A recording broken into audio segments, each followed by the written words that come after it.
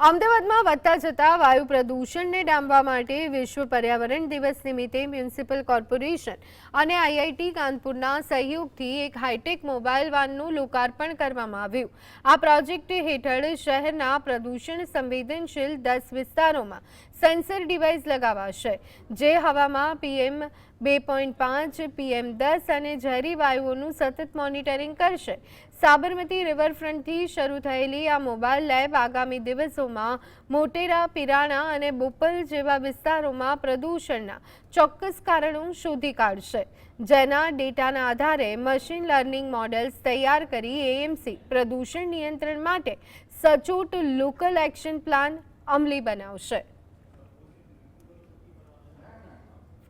IIT Kanpur મારફતે source અપોર્શનમેન્ટ study માટે mobile વેનને હાલમાં ફ્લેગ ઓફ કરવામાં આવેલી છે।